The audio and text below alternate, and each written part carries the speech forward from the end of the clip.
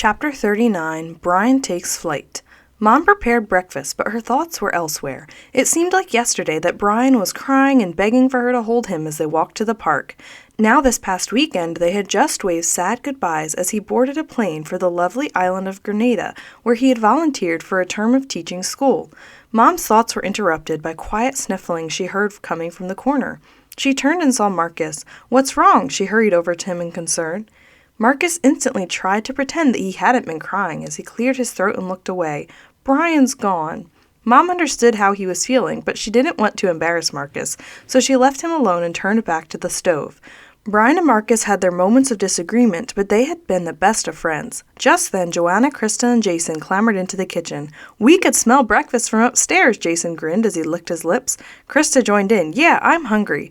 After breakfast, Dad had family devotions, but this morning everyone was quieter than normal. Dad knew that everyone missed Brian and felt the empty spot he left.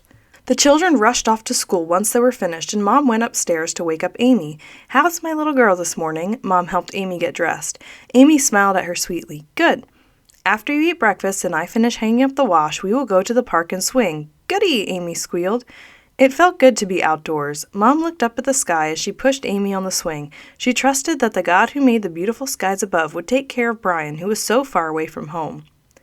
The family wanted to visit Brian in Grenada, but they needed to raise money for the tickets. They came up with the idea of making spaghetti dinners once a week to sell for school lunch. All the children had to help in order to make it a success, but they didn't mind because the trip would be worth it. "How much water should I put in?" Joanna looked at the kettle in bewilderment. "I've never cooked so many noodles at one time." Mom quickly showed her how high to fill it. "Now turn on the stove so the water can start boiling."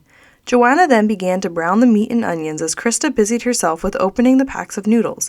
Mom worked at opening all of the jars of spaghetti sauce. The boys worked at getting the garlic bread ready. They opened the bread bags and put all the bread on flat metal pans. They brushed the bread with butter and sprinkled it with garlic. "I can't wait to eat some of that bread after it comes out of the oven," Marcus remarked as Mom put all the pans into the oven. "You boys did a great job," she said. "We need to make sure we have enough for everyone else to eat first, but I think there will be plenty for you boys to have some too." They all continued to work as fast as they could to get the food ready. They opened the applesauce, scooped it into little dishes, and sprinkled cinnamon on top. They finally got all the food laid out in the serving line. Dad led the students in prayer, and the children helped serve the food to the students. They were able to serve everyone on time, and they had plenty of food left over.